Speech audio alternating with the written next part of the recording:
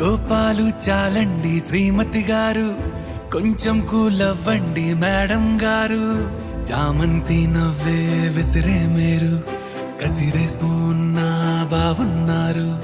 సరదాగా సాగే సమయంలోన మరిచిపోతే బాధ కబురు.